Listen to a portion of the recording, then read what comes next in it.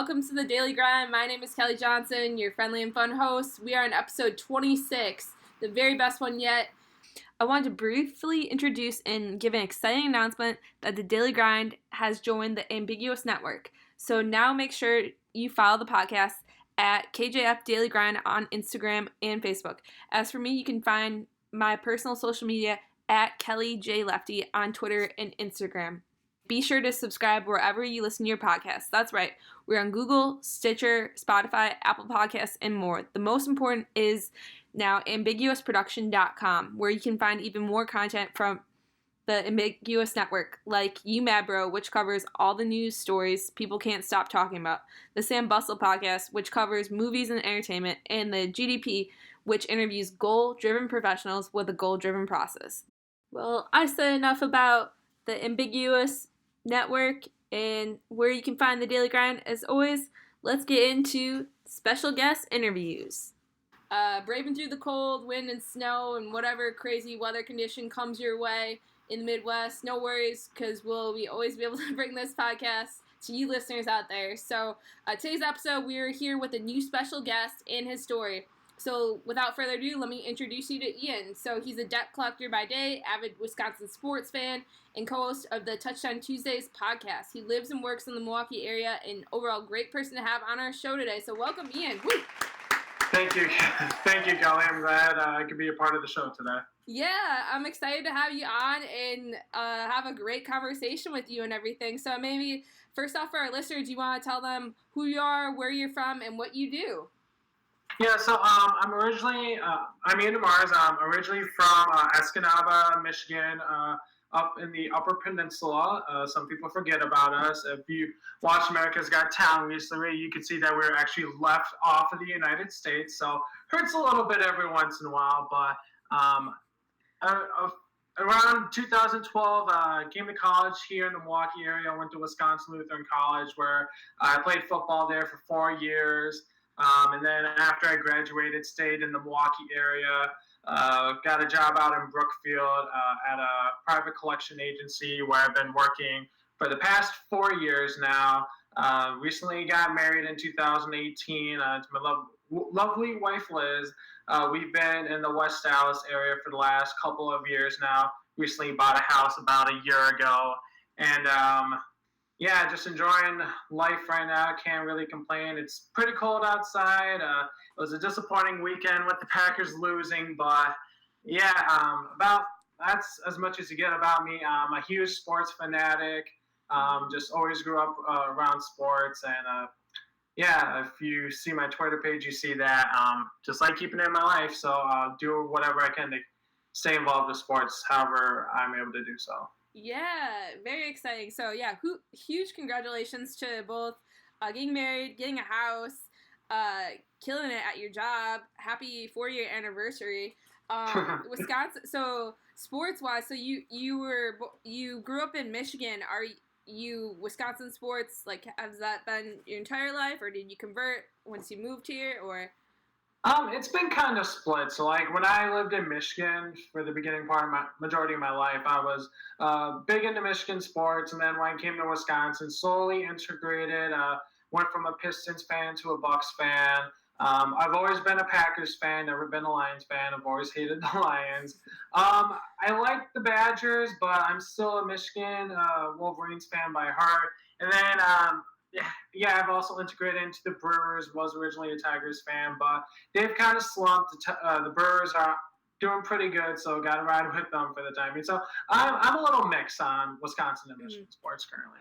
Yeah, that's a good mix. Yeah, there's some pros and cons to being involved with both states, to be honest, depending on what sport and depending on what year too.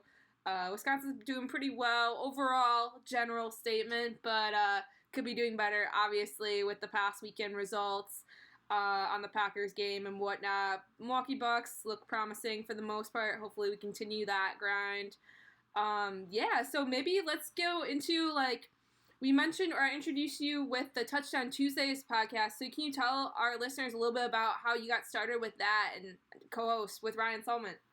Yeah, so originally started, I was actually part of a Facebook Live show for the network of Blue Sports, which started early beginning of 2017. It originally was a network focusing on Facebook Live shows.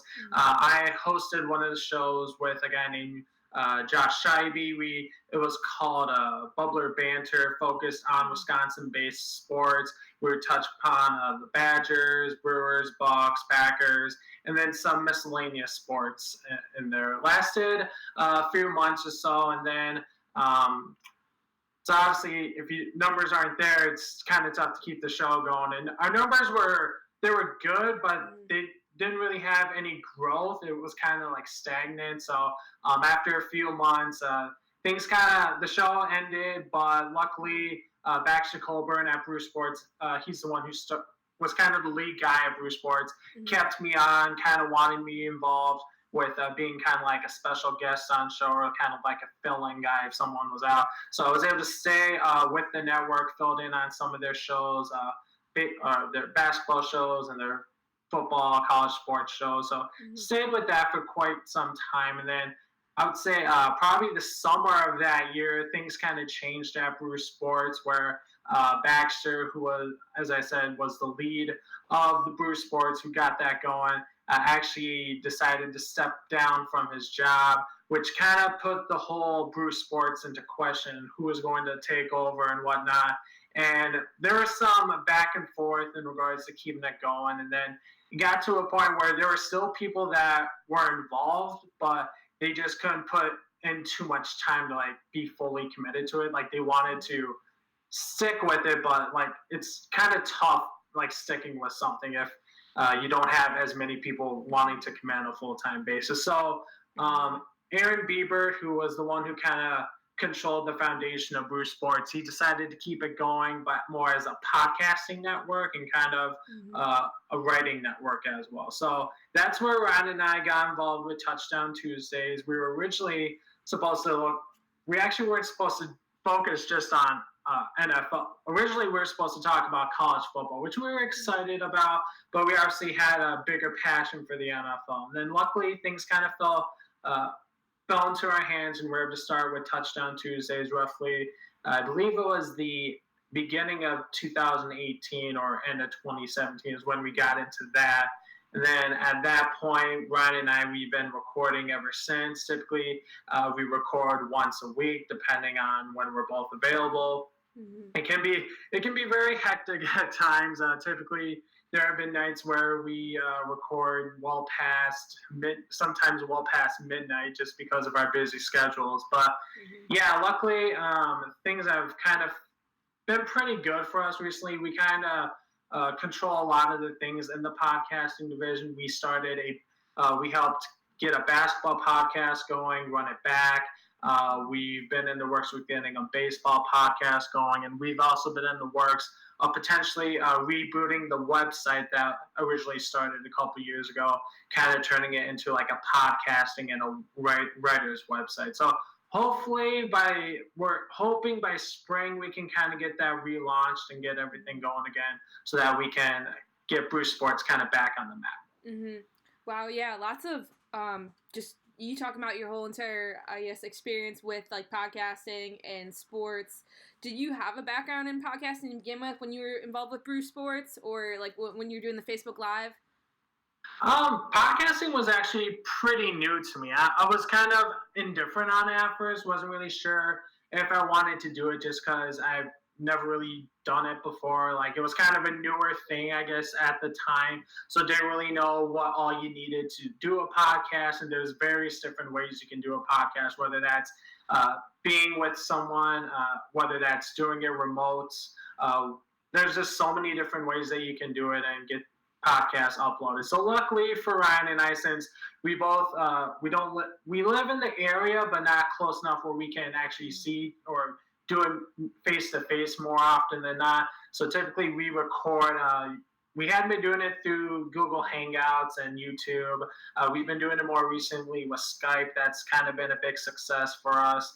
And so, yeah, it just took a little while for me to kind of get the idea of how podcast works. But once we were able to figure out that there are many different ways to record that kind of got me committed to wanting to do a podcast. That's great. And then too, with like all the different, like with the football, with the college football, baseball, basketball, all of them, do you produce your own content? Do you kind of reach out to your listeners and your audience, like what they're interested in, and then you produce episodes on that? Or like, yeah, how's your structure?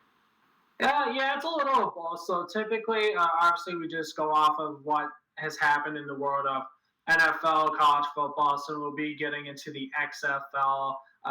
Had gone into the Alliance of American Football when that was a thing last year. And then there's a little bit of fan involvement. Typically, we do a question of the week each week, try to get the viewers involved, try to get their thoughts, get their reactions. And then with my football background, not just from college, but also just with fantasy purposes, I usually do like 4 or 5 fantasy leagues a year. So I get to meet a good amount of new people, so I can get some good content from them, and that kind of helps get our show going. We usually end our show talking about fantasy football, so we usually get quite a bit of topics that either one of us come up with or we get from fellow friends of ours or fellow listeners who follow our social media platforms. So it's a little mix of both, I would say.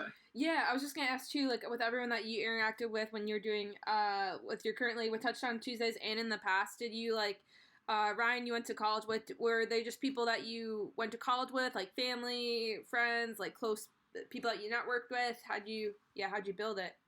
Sure. So when Bruce Sports originally started, Baxter Colburn, the one who had kind of started all of it, I knew him from college. We played football together for a year. We wrote on the school paper together for a few years. So that's how he got me involved with Bruce Sports. And then other people that the majority of the people that I knew from Bruce Sports actually met on one of Baxter's quiz shows. It was called What's the Score? The Sports News Quiz. That's where I got to know a lot of the people from Bruce Sports. And then Ryan was actually, when Bruce Sports had started, he was more of kind of just like a correspondent. He wasn't one of the main hosts or one of the writers at the time. And then once Bruce Sports kind of became a podcasting division, that's where we kind of were interested in writing and wanting to like doing stuff for Bruce Sports. So that's kind of where we got together. We obviously knew each other from college, having a couple classes together and writing for the paper. But it was kind of just like a mix. Like there was a good amount of people I knew from WLC, but it all kind of started with a little sports quiz show where I kind of got to know the majority of the people. That's great. Yeah, that's great. You kind of just built a good support base, and it seems like things are going well. Getting new episodes every week, which is awesome. You're so much involved in sports, whether that you played it. Are you currently in leagues, or you play sports now after college, or? I've occasionally been in a basketball league every once in a while, depending on my availability. I have a pretty hectic lifestyle, so whenever I'm available, I try getting involved in some sort of sports league. Most recently has been basketball. I used to participate in summer baseball. Other than that, football, haven't really been able to find a league after college just because obviously it's pretty hectic. I mean, once I got done with college, as much as I loved playing football, I kind of knew that was probably going to be the end of it and kind of just pursue other passions. Like, as I said before, I've done recreational basketball and baseball, but it's more of just when I get time or if an opportunity comes up for me where I would participate. Yeah, definitely. That busy schedule keyword there. That's why we have you on the Daily Grind for today. You're our first special guest, I think, as a past collegiate football player. Do you want to tell our listeners maybe a little bit about, like, I guess the Daily Grind as like a collegiate athlete? Just kind of balancing both like practices, games, and just like life in general. Yeah, it can be pretty hectic. I know when I originally came to WLC, I didn't really know what I was expecting. I was kind of from a smaller town, wasn't really the most talkative kid in high school. And then the person that I ended up rooming with, who we went to the same high school, played football together, he was kind of the opposite of me. He was kind of more outgoing and whatnot.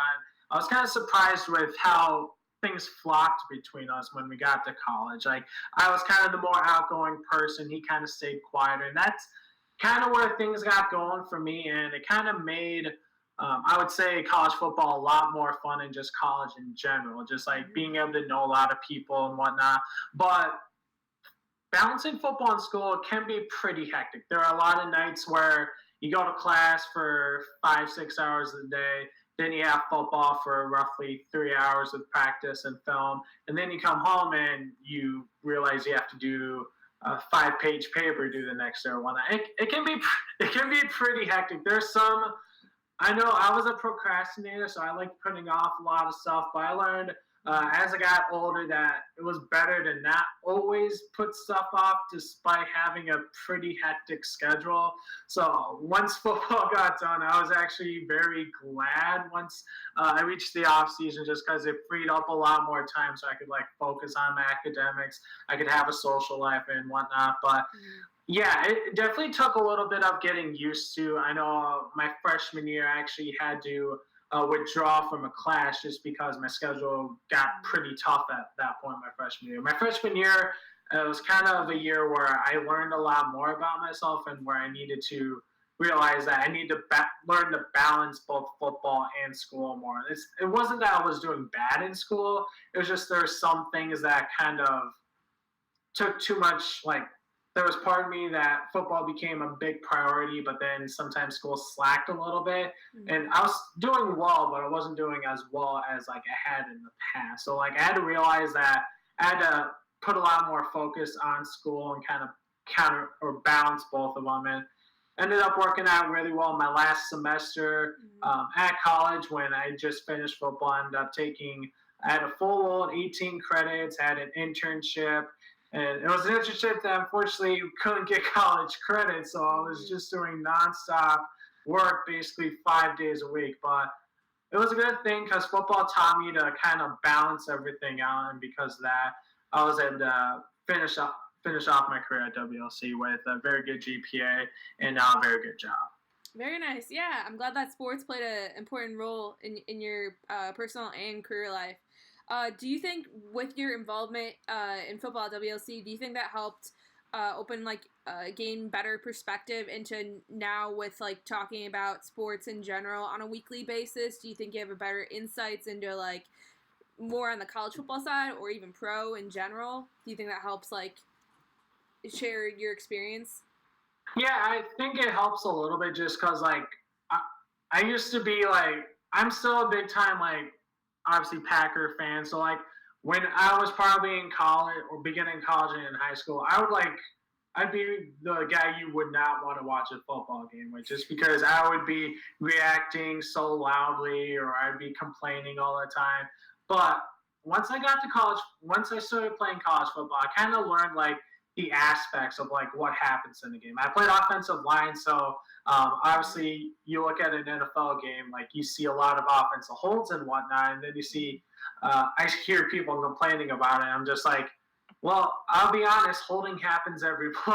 I mean, that they teach you to hold every play. It's just a matter of if you get caught or not. So that's something that I kind of learned, and then kind of just the perspective of how like what happens in the game and what can cause momentum to happen, what can cause momentum to die down. Like I know, for example, when the Packers played the Seahawks a couple of weeks ago, the Packers had that big lead at one point, started shrinking down, and I'm looking. Everyone in my house was just freaking out, and I'm just like, it's going to be okay. We're still winning the game. Like I can recall a few years ago when they played each other in the NFC Championship game, and that was kind of the opposite of that. I remember when the Packers blew that lead, I was at my house by myself, and I was just like, I need to do something to stay in this. Or grabbed a couple beers, started slamming them a little bit, got pretty excited, but then we all know what happened. Packers lost that game. But it's just a matter of playing a game, playing those big-time experiences. You kind of learn that these players are people too. So, like, seeing these people watch the game and seeing how to react, they don't realize that, I mean, these people, it's not that they don't think that, but I don't know. I guess it's just when you're a player and you see how these players act professionally, you kind of just get a feel for what they go through. And I think a lot of people don't necessarily see that, and that's why we have like some of the crazy fans out there today that we see. I know I still see it all the time on my Facebook page, and I just laugh it off now instead of trying to say something back just because of my experience. Mm-hmm. Yeah, definitely. That's really cool insights there.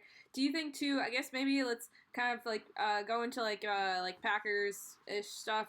Do you have like from your perspective too as a player being on the field like Packers played 49ers away, so away game versus home game, fan atmosphere, like does that play a really big factor into players' minds?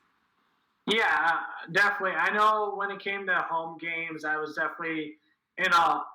I had a very good pattern of things I had to do in order. Like I knew exactly what to do because it was at home. So like I timed everything out perfectly. I'd always go to the field at this time.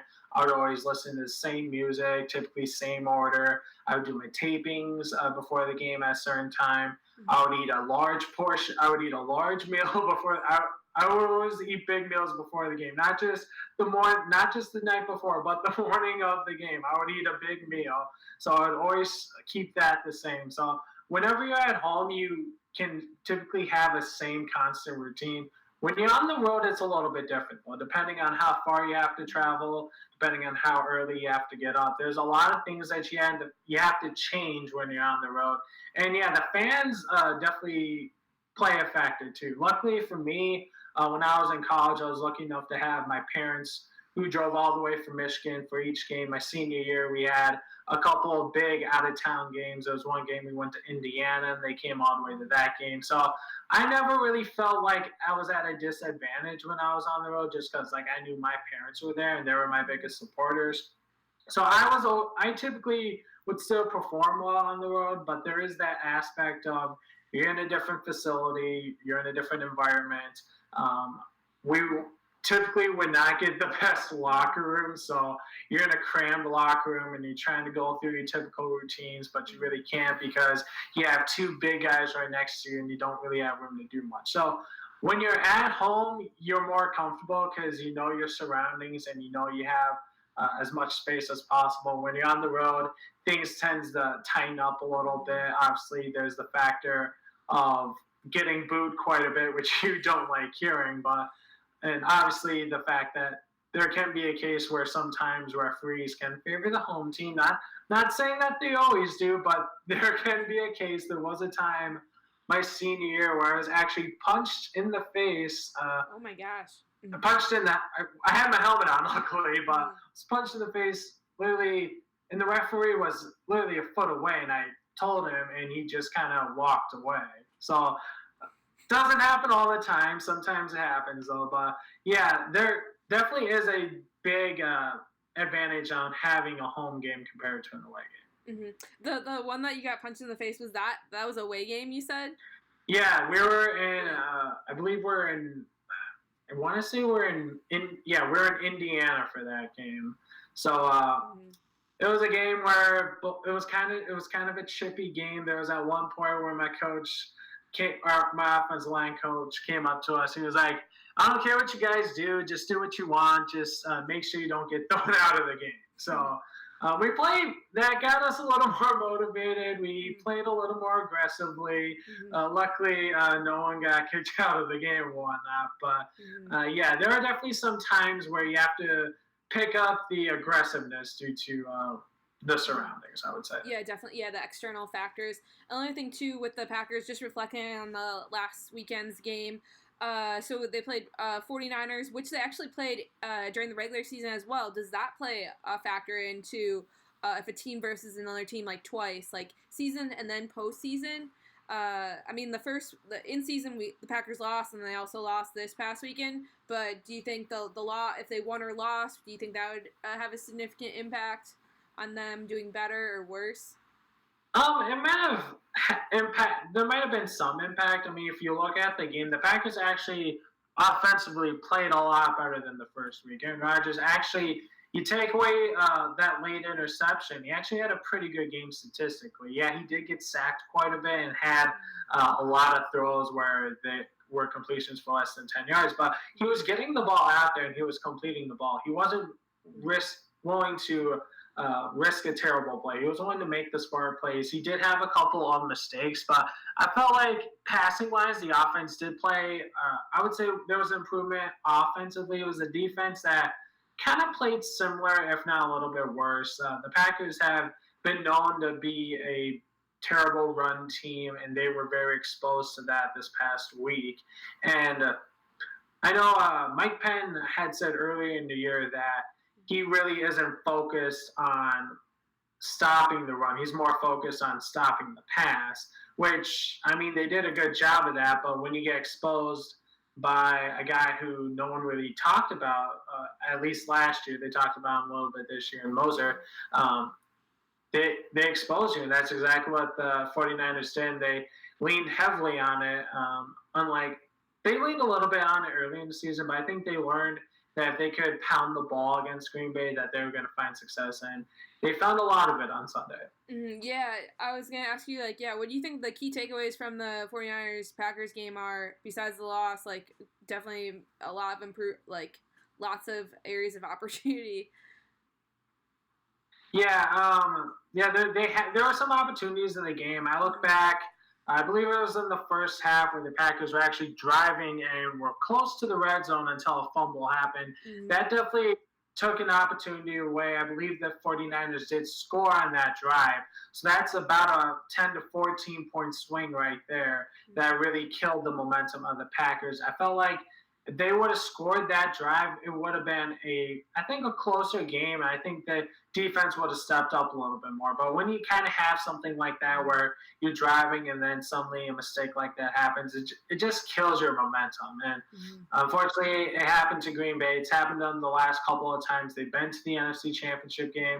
And I'm not really sure if they're ever going to get over that hump. I really hope they do with Rodgers still at quarterback. But they're going to have to figure some stuff out this offseason. Yeah, I felt like they underperformed. They just didn't come out with the energy that they usually do, I felt like, this past weekend. It was a slow start, obviously, or I just didn't feel like there's a lot of Aaron Rodgers in particular. I just feel like he didn't have his, usual, bolt of energy or, get the guys, riled up, ready to go.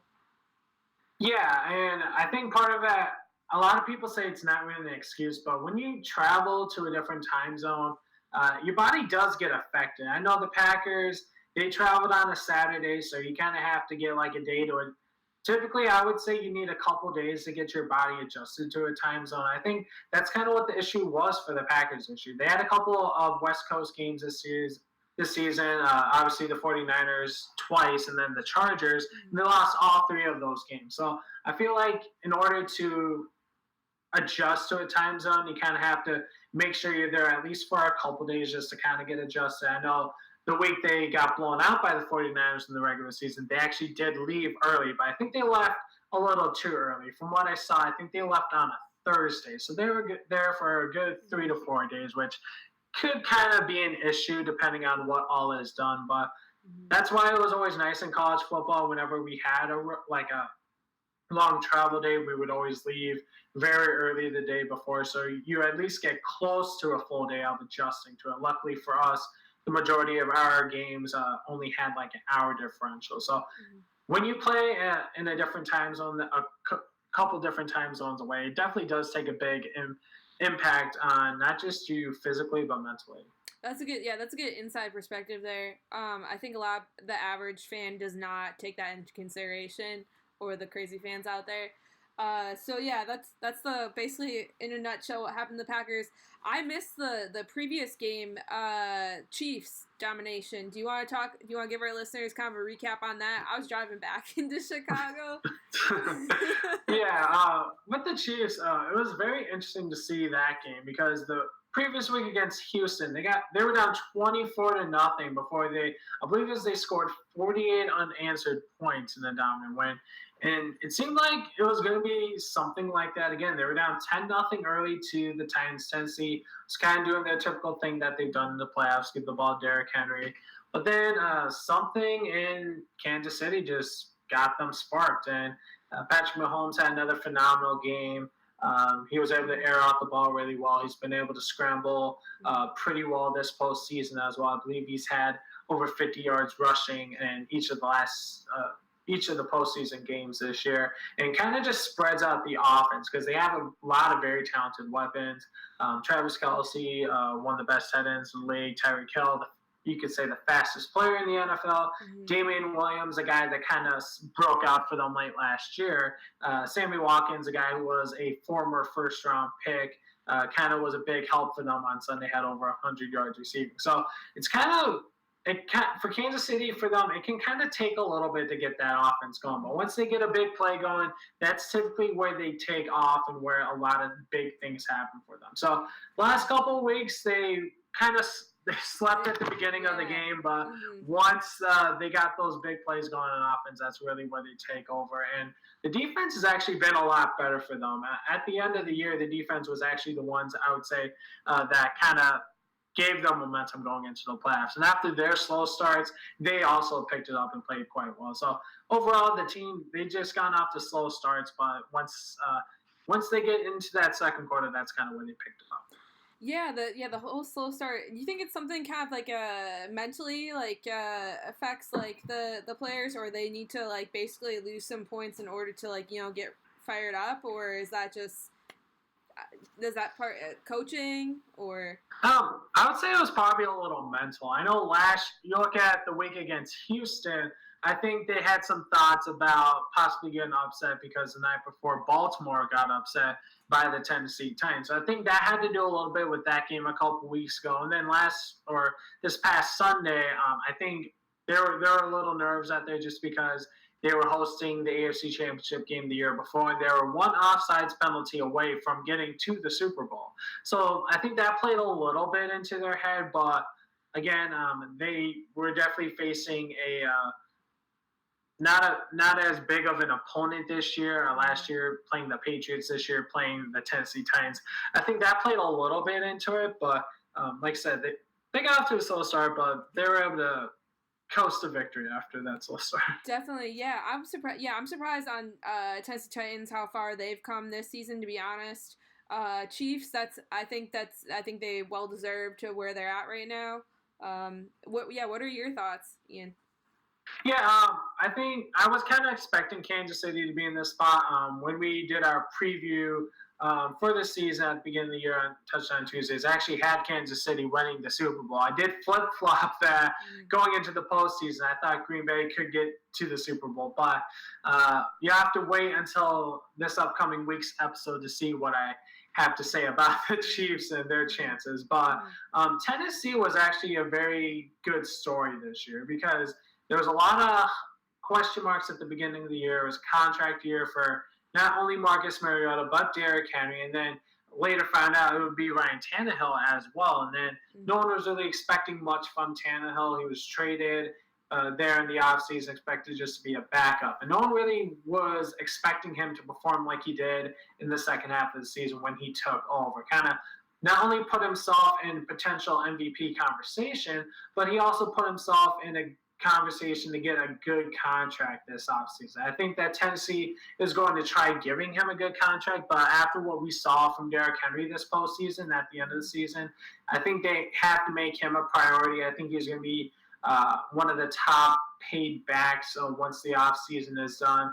I think that they hang on to Ryan Tannehill also. I wouldn't say it's going to be a long-term deal. I think they kind of want to see if he's able to continue this success, and if he is, then they would likely sign him to a bigger deal. But I don't think no one was really expecting to see the downfall of Marcus Mariota, a guy who was a Heisman Trophy winner, was the number 2 overall pick in his draft, and he's just had a very inconsistent career.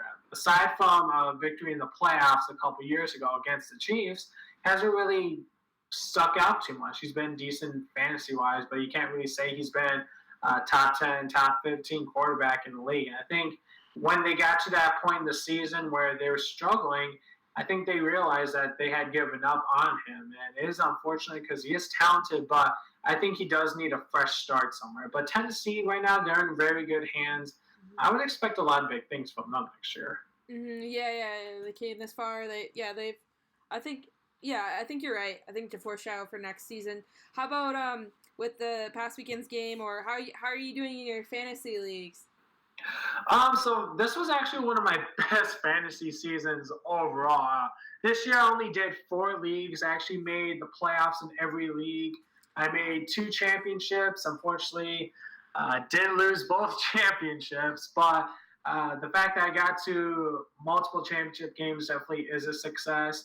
Ryan and I, we have a weekly fantasy matchup on our podcast. He's currently leading me by, I believe it's like 85 points. But I did tell him I was going to find a way to pass him once the Super Bowl comes. I'm still thinking of what I'm going to do to get that, but hopefully I'll have that decided by our next episode. But overall, it was a pretty good fantasy season. I was very excited, and looking forward to next year as well.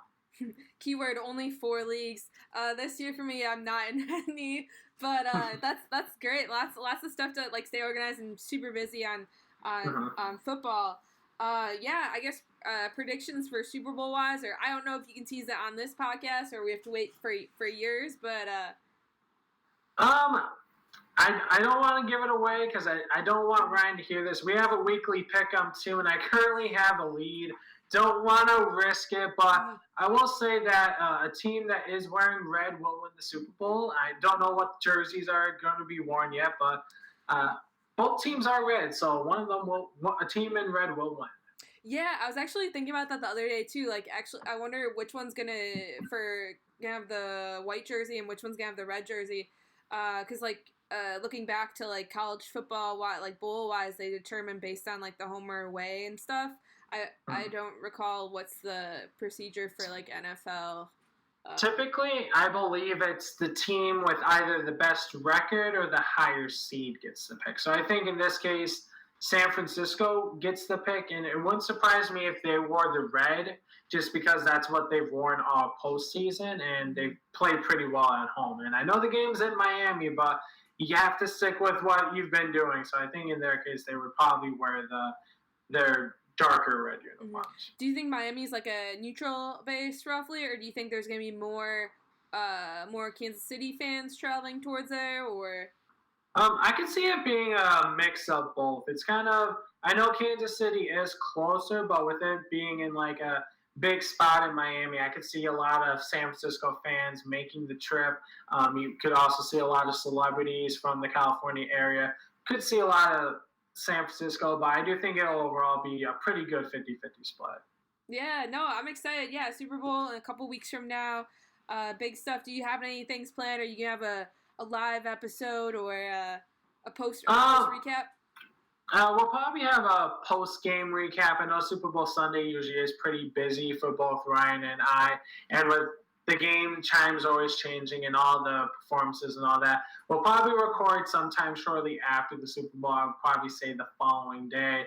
The last couple of years, I've done the same thing. I've gone to one of my good college friends' house or apartment, and we've kind of just watched the game from there. Each year, more people come, and each year there's less room in his apartment. So we're looking to see how many more people we can actually get into this place this year. Yeah, definitely give a following. I mean, that's the biggest game. I obviously wish the Packers would have made it.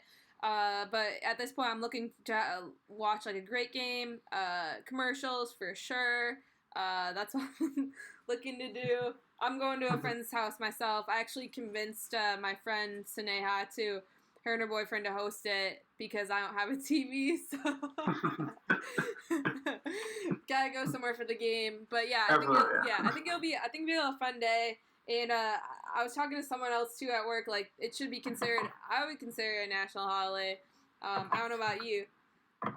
I mean, I wish it would be, but I don't know. If my boss knows I'm not in work that next day, I'm pretty sure he'll know why. So, but I mean, I've heard people talk about it before. I mean, who knows? Maybe if the Packers get to the Super Bowl one year, maybe Wisconsin will make it a national holiday. Yeah, you never know. Who knows?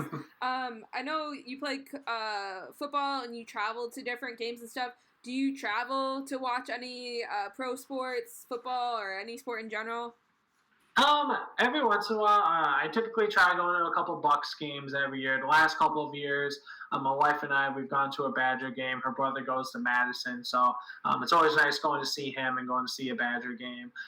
During the Brewers season, last few years, I've gone to I'd say close to 10 games a year the last couple of years, which is always a positive, I would say. So I try to go into as much as possible. Obviously, money is an issue. It could be at times depending on how successful the team is. And I haven't been to a Packer game, a regular season game in quite some time. I went to a preseason game a couple years ago. So hopefully next year I would be able to go to one, but I guess time is going to tell. If the Packers were to make it to the Super Bowl again anytime soon, would you make the trip out there to wherever? I don't even know where the Super Bowl is for next year's. Is that New Orleans or no? I can't remember. I'm not sure if it's there or LA because I know LA is building a new stadium, and I've heard rumors that they might be the next host. But I would say if it was like reasonably close or a place where I've always wanted to go to, I would always consider it.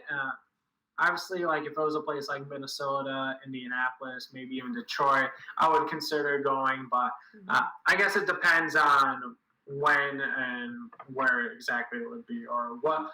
There needs to be something that motivates me to want to go. Oh, definitely, yeah, and depending on your schedule too, and like how busy you are that time of year. It's still like beginning of the year. I can't believe it's almost end of January, basically. Time is flying for sure.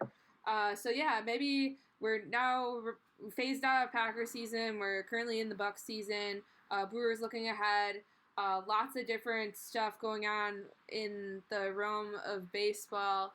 I don't know if you touched on any of your podcasts, but like talk like MLB wise. Yeah. Yeah, I mean, I know we were in the works of getting a baseball podcast started. I had one of my college football teammates who is very passionate about the Brewers was interested. I know we're still kind of in the works regarding it. We had something initially lined up, and then things kind of fell through. We looked like had things lined up again, and then things kind of fell through. So it's just a matter of kind of finding the right pieces and getting the commitment to do it. But if it's a case where I have to fill in for a little bit, I mean, I definitely would be willing to do that just to at least get things started. I've had to do that before with our basketball podcast when it was up and running at the time. So I am passionate about that too. I do like talking about baseball during the season. It's a very long season. Yeah. Some people say it can be too long at times, but yeah, we do like talking about it. And if we do get that baseball podcast going, which I do hope we are able to soon, maybe I'll come on a couple episodes just to let everyone know I'm not just a football buff. I know a lot more. Yeah, you're very well rounded in sports. Yeah, just I just wanted to. I was curious your take on all the rumors about, or not rumors, but factual data on the Houston Astros and what that's fiasco has come about too. I mean, just looking at some of the stuff I have seen, it is pretty drastic, and it's kind of unfortunate just because you look at it's not just with them and the 2017 Astros, the 2018 Red Sox, a couple of some people thought were the best teams in baseball, maybe this past century. And it's just kind of unfortunate to realize that those teams might be tainted just because of everything that's happened. And unfortunately, we saw what happened with the Astros. Their manager and GM were let go. The Red Sox manager was let go. A player that is now the manager of was the manager of the Mets was let go. A lot of drastic things have happened. I think this isn't going to be the last that we see this. I think there should be more that gets done. I'm not sure what, but I believe the Red Sox will be punished at some point. Not exactly sure if it'll be as drastic or as light as the Astros was, but could see a big time punishment there. And then you look at just some of these careers for the players, kind of puts into question not just their overall status, but potential Hall of Fame status at some point. I know the Hall of Fame announcements were today, so it could play a potential factor, not just now, but somewhere down the line for everyone involved. Yeah, I wanted to ask you too your take on the MLB releasing the report clarifying that even if like a player dies, they will still remain ineligible for the Hall of Fame, which was a revision from what was reported earlier. Uh, what do you think about that? Or, I don't know. I don't know.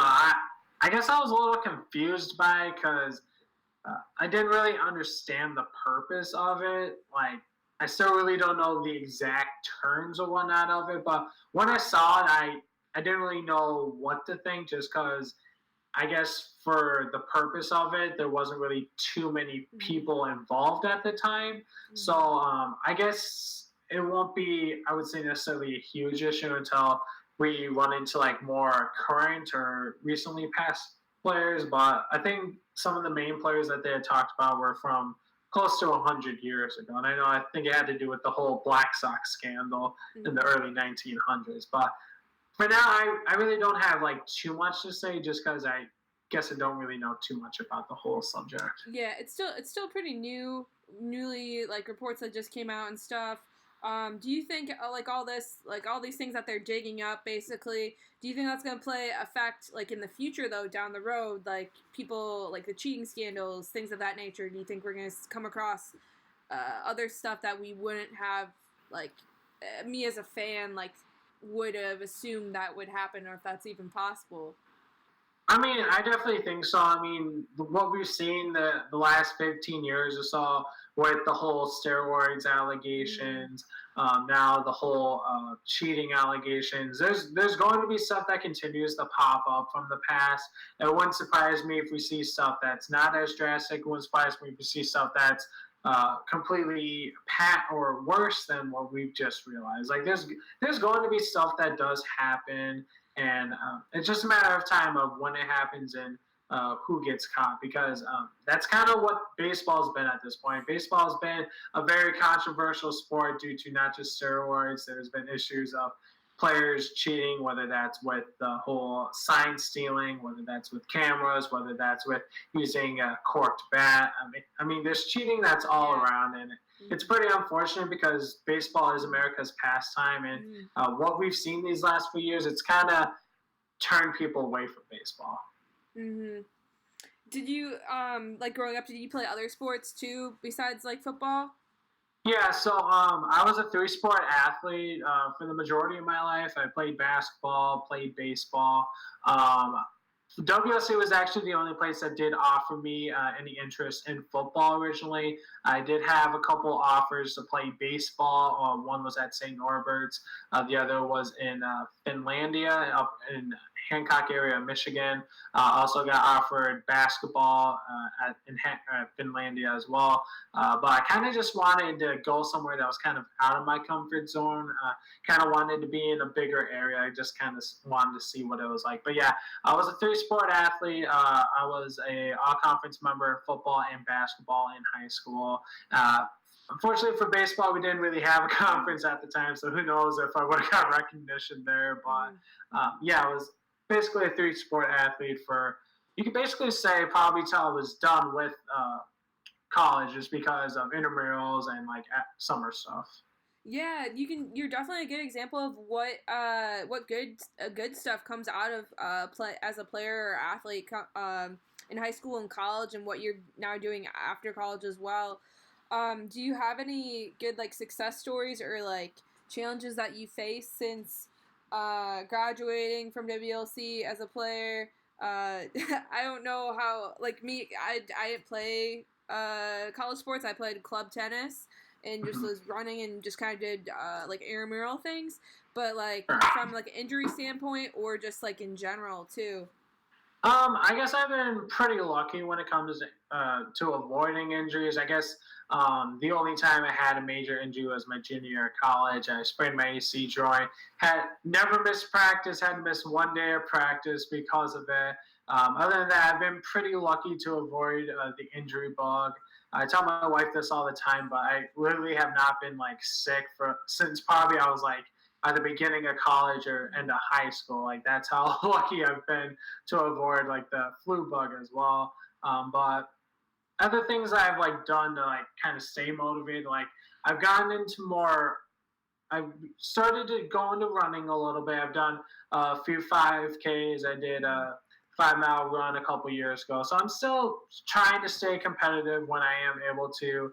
And I don't know, just trying to figure out what I am able to do to like kind of stay in the competitive spirit now that my collegiate day is all over. Yeah, definitely. Yeah, I guess fulfill your competitive like drive and whatnot.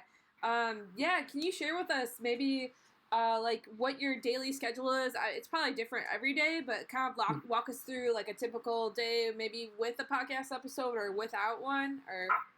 Yeah, so typically a day with the podcast. I guess it's been different the last couple of weeks because we have recorded on Sundays these last couple of weeks, which has been very nice to do it on like a weekend when I have more time. But typically a day when I'm doing my podcast, typically go to work, answer the phones all day. So I'm taking roughly between like 200 to 300 phone calls at least a day. Come home, try to spend some time with my wife and our puppy, and from there, kind of plan out our agenda throughout the day, which can be tough because there are some times where I get distracted from work planning my schedule and fall a little bit behind. There are days where I have to cram it in really quick on my break in order to get our full agenda done. And then once I have everything planned out in 1 hour, and I will record, typically episodes range from 45 minutes to an hour. Sometimes if we have a guest, we've had Neil on the show before, so typically when he comes on the show, episodes can last a little bit longer. But other than that, it's always a good time. It's a busy day when we record on a weekday, but it's always a fun time. Nice, yeah. For you listeners out there, Neil, who's Ian referring to, that's actually my brother. So he's a big sports guy as well. That's really funny that you guys have a longer episodes with him on. But no, that's so cool. And you talk so much. Like, have you ever lost your voice, or just coming from a big sports weekend and then doing the podcast and then talking all day at work? Is that ever an issue? I guess it hasn't been an issue, I would say, recently. I guess my freshman year of college, I actually did lose my voice for about a week. So it was pretty tough at the time because I actually tried doing those things where I would type and have my phone like give out a voice, and didn't really work out that well. I would have to meet with my professors, and they'd be like, they didn't really know what was up, and I'm just like, oh, I can't really talk, whatnot. So it would be tough when you have to like schedule meetings and whatnot with advisors. For football, it wasn't really too bad because I was a freshman at the time, so I was just doing scout team stuff and whatnot. So didn't really have to do too much communication unless I was getting yelled at because I let a starter by. But other than that, I've been lucky to not really have any issues with my voice when it comes to my excessive talking, as my wife would say. That's good. Yeah, maybe, or do you stay hydrated? You drink like tons of water, or I don't know. Yeah, I try to. Coffee. There are some days where I definitely don't, and I feel like I will lose my voice, but I always try staying as hydrated as I can, knowing, my job, I have to talk quite a bit throughout the day, and then especially days when we're recording, it feels like I can't stop. So have to make sure I can keep talking, so I gotta stay hydrated. Oh yeah, definitely. Yeah, that's like one of my objectives for this year too. Is just I guess the goal of mine is just to stay hydrated, drink more water every day if I can. Like even too when it's like winter out, don't want to get dehydrated or like frozen out there. And I don't want to lose my voice either. So knock on wood, I haven't had that problem yet. So I've gotten close though. Like when I went to the Rose Bowl, actually earlier this year, New Year's Day, like I was screaming a ton and yelling. But I was okay. So yeah, Ian, you talked about your daily schedule. What's on your daily grind in the upcoming weeks later this year? It's going to be a very busy time. My wife and I were actually expecting a baby girl in April, so it's just a lot of getting everything planned for the baby to come. We recently got a puppy a couple months ago, so still getting adjusted with the puppy. Obviously, just we're going on vacation soon. So hopefully we're able to enjoy the time before the baby comes, and then that's where the fun really begins, and our lives will change a lot. So that's one of the main focuses right now. And then obviously I'm just doing what I can to stay involved, whether that seeing my friends, doing more for Touchdown Tuesdays and Brew Sports, just trying to keep busy, because I know my wife says I'm lazy, but I feel like I keep a very busy schedule. Oh, yeah, definitely. Yeah, you definitely have a very busy schedule and living the daily grind. Congrats, growing your family. That's exciting time, Thank time you. of your life. Do you have a word of the day to motivate our listeners out there? I'd probably say persevere. I know today was a very tough day at work. We got many phone calls. It felt like the phones just never stopped ringing today. We had a new group of accounts that were sent out, and it seemed like all the people received their mail today. It was a batch of close to 10,000 accounts. So imagine trying to get at least half of those people calling today. That's kind of what it felt like. And it made work very hectic, but I was able to persevere. I was able to get through the day. Now it's nighttime. I'm going to be able to relax a little bit, and then, go get to work tomorrow, try and persevere again. Just learning to get through the day, even if things are difficult. You just got to learn to get through and persevere, and then you'll be able to accomplish anything. I like it. Yeah, really great word of the day. And I think that's true. You tie it into what you did earlier today and what's happening during the week. Persevere. I like it a lot. If our listeners have questions, comments, want to get in touch with you after this episode, how can they do so? So obviously, if you want to check me out on Facebook, just type my name. If you want to check me out on Twitter, you can check that out. I believe my name is Ian the Watchdog. Otherwise, you can check at SportsDude. I believe it's _603 or just SportsDude603.